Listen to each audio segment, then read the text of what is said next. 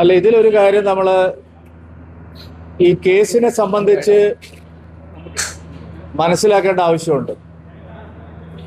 SFIO case ഒരു കെട്ടിച്ചമച്ച കേസല്ല. ആദായ നികുതി വകുപ്പ് CMRL കമ്പനിയിൽ നടത്തിയ പരിശോധനയിൽ വ്യക്തമായ തെളിവുകളോടെ അവർക്ക് ലഭിച്ചിട്ടുള്ള വിവരങ്ങളുടെ അടിസ്ഥാനത്തിലുണ്ടായ ഒരു കേസാണ്.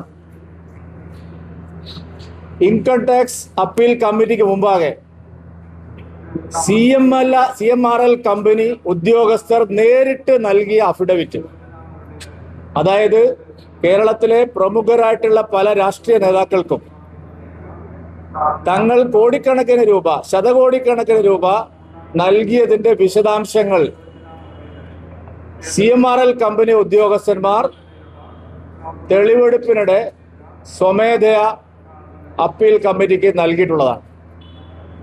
ആ കേസിലാണ് ശ്രീമാൻ പിണറായി വിജയന്റെ മകൾ വീണ വിജയന് ചെക്ക് വഴിയായിട്ട്, അതായത് DD ആയിട്ട് അവർ നൽകിയിട്ടുള്ള 1,76,00,000 രൂപയുടെ കണക്ക് വരുന്നത്. എന്നാൽ അതിനനുബന്ധമായി കേരളത്തിലെ പ്രധാനപ്പെട്ട പല രാഷ്ട്രീയ നേതാക്കൾക്കും CMRL കമ്പനി, കർത്തയുടെ കമ്പനി, ലക്ഷക്കണക്കിന് രൂപ അല്ലാതെയും നൽകിയിട്ടുണ്ട്. ഇതിനെ സംബന്ധിച്ചുള്ള അന്വേഷണമാണ് ED നടത്തുന്നത്. അല്ലാതെ ഇതൊരു സുപ്രഭാതത്തിൽ ശ്രീ പിണറായി വിജയനെതിരായിട്ട് രാഷ്ട്രീയ പ്രേരിതമായി ആരെങ്കിലും കെട്ടിച്ചമച്ച ഒരു കേസല്ല. ആദായ നികുതി വകുപ്പ് കണ്ടെത്തിയ കേസാണ്. ആദായ നികുതി വകുപ്പിന്റെ അപ്പീൽ കമ്മിറ്റിക്ക് മുമ്പാകെ CMRL വ്യക്തമായ തെളിവുകളോടെ സമർപ്പിച്ചിട്ടുള്ള കണക്കുകളുടെ വിശദാംശങ്ങൾ തേടിയുള്ള അന്വേഷണമാണ്.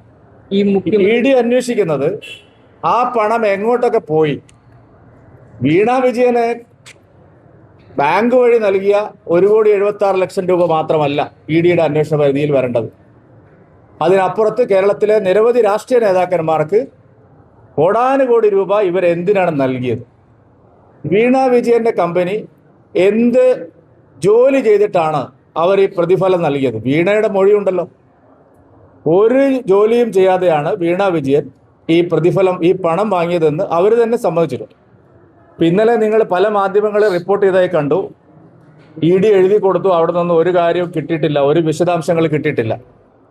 നോക്കൂ, ഇത് മുഹമ്മദ് റിയാസിൻ്റെയും വീണ വിജയൻ്റെയും വീട്ടിൽ മാത്രം നടത്തിയിട്ടുള്ള റെയ്ഡ് അല്ല. 12ഓളം സ്ഥലങ്ങളിൽ എൻഫോഴ്സ്മെന്റ് ഡയറക്ടറേറ്റ് നടത്തിയിട്ടുള്ള സെർച്ചിൽ നിരവധി വിശദാംശങ്ങൾ കിട്ടിയിട്ടുണ്ട്.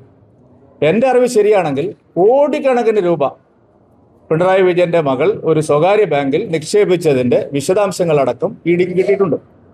CMRL കമ്പനിയിൽ നിന്നും അനുബന്ധ ഉദ്യോഗസ്ഥന്മാരിൽ നിന്നും അതിനേക്കാൾ വലിയ വിവരങ്ങൾ ഈ അന്വേഷണ ഏജൻസി കിട്ടിയിട്ടുണ്ട്.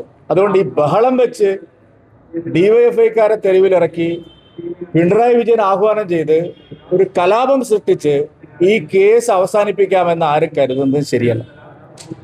ഇന്നലെ ഗുരുതരമായിട്ടുള്ള കൃത്യവിലോപമാണ് കേരള പോലീസിന്റെ ഭാഗത്തുണ്ടായിട്ടുള്ളത്. കേരള പോലീസ് തന്നെ പറഞ്ഞിരിക്കുന്ന ഒരു കാര്യം, ഞങ്ങളെ അറിയിക്കാതെ വന്നതുകൊണ്ടാണ് ഇതൊക്കെ സംഭവിച്ചത്. ഇതങ്ങനെയല്ല സംഭവിച്ചിരിക്കുന്നത്.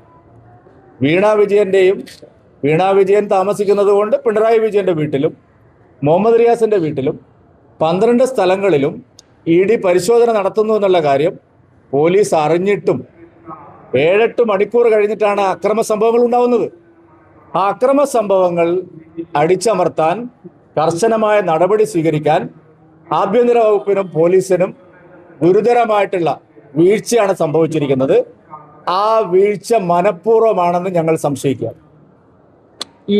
ഈ CMRL കമ്പനിയിൽ നിന്ന് പണം വാങ്ങിയവരും UDFന്റെ പ്രമുഖരായിട്ടുള്ള പല നേതാക്കളുണ്ട്. അതുകൊണ്ട് ഈ കേസ് നേരാവണ്ണം നടക്കണം എന്നുള്ള ആഗ്രഹം UDFനും ഇല്ല എന്നുള്ളതാണ് സത്യം.